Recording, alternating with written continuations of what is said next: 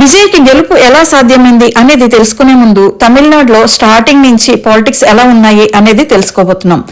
తమిళనాడులో స్వాతంత్రానికి ముందు క్యాస్ట్ ఫీలింగ్, రిలీజియస్ ఫీలింగ్ చాలా ఎక్కువగా ఉండేది. అగ్రకులాలైన బ్రాహ్మణులు దళితులను, తక్కువ కులాల వారిని బాగా హీనంగా చూస్తూ ఉండేవారు.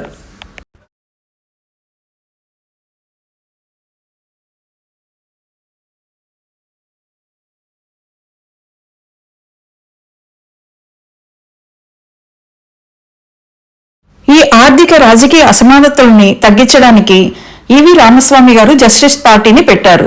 జస్టిస్ పార్టీకి ప్రజల మద్దతు సరిగ్గా లేకపోవడంతో దాన్ని ద్రవిడ కజగంగా మార్చారు. కానీ ఈ పార్టీ ఎలక్షన్స్లో పాల్గొనదు, దళితుల హక్కుల కోసం పోరాడుతుంది. ఇదే పార్టీలో ఉన్న సిఎన్ అన్నాదురై బయటికి వచ్చేసి ద్రవిడ మున్నేట్ర కజగం అనే పార్టీ పెట్టారు. అదే పార్టీ నిన్నటి వరకు పవర్లో ఉంది, అదే డిఎంకే. 1969లో అన్నాదురై చనిపోయిన తర్వాత కరుణానిధి చేతిలోనికి ఈ పార్టీ వచ్చింది. ఆయన కొడుకే స్టాలిన్. నిన్న మొన్నటి వరకు స్టాలిన్ నేతృత్వంలోనే ప్రభుత్వం నడుస్తుంది డిఎంకే పార్టీ. సినిమా హీరోగా అపారమైన ప్రజల అభిమానాన్ని చూరుకున్న ఎంజీఆర్ గారు ఇదే పార్టీలో చేరారు.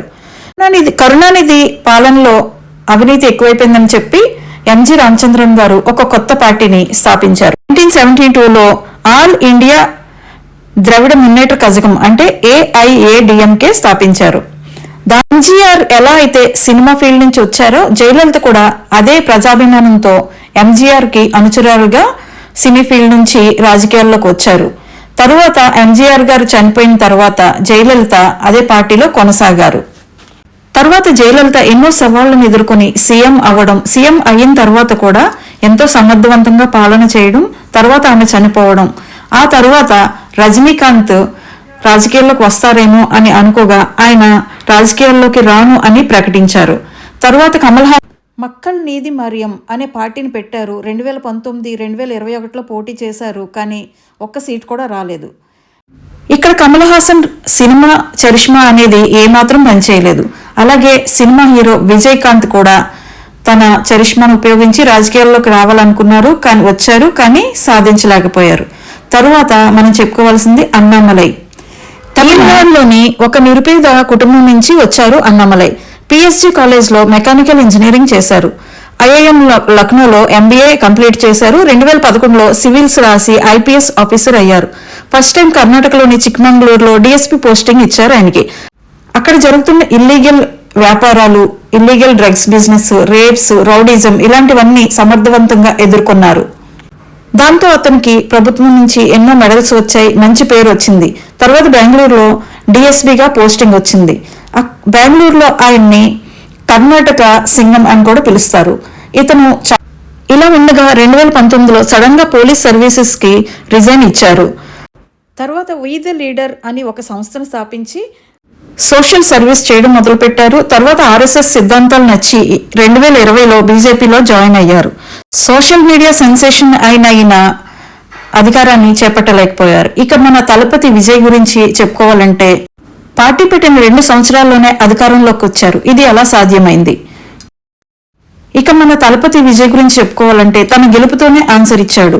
ఎంత కష్టమైనా నేను మీకోసం ఒంటరిగా నిలబడుతున్నాను, నాతో మీరున్నారనే నమ్మకంతో నిలబడుతున్నా అన్నాడు. తన గెలుపుకి ప్రధాన కారణం 18-19 సంవత్సరాల జంజీ వాళ్ళు బాగా ఓటింగ్ చేశారు. దానికి తోడు అతను సోషల్ చేంజ్ కోసం తన మూవీస్ అన్ని కూడా సోషల్ చేంజెస్ మీదే ఉంటాయి. దానివల్ల ప్రజలని బాగా ఆకట్టుకోగలిగాడు.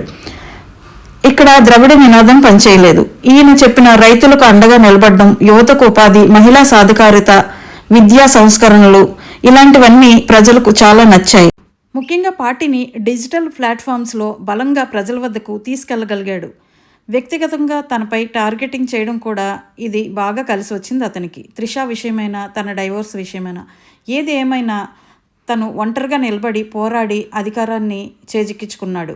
ఈ వీడియో కనుక మీకు నచ్చితే తప్పకుండా నా ఛానల్ని సబ్స్క్రైబ్ చేయండి, ప్లీజ్ షేర్ చేయండి. విజయ్ తలపతి గెలుపుపై మీ అభిప్రాయం ఏంటో కామెంట్స్ రూపంలో తెలియచేయండి. మీరు కామెంట్ చేసినా, లైక్ చేసినా నాకు కొంచెం పుష్ ఇచ్చినట్టు ఉంటుంది. నా ఛానల్ గ్రో అవడానికి అవకాశం ఉంటుంది. ప్లీజ్ సబ్స్క్రైబ్, లైక్ చేయండి. స్కిప్ చేయకుండా ఇప్పటివరకు చూసిన వాళ్ళందరికీ చాలా థ్యాంక్స్.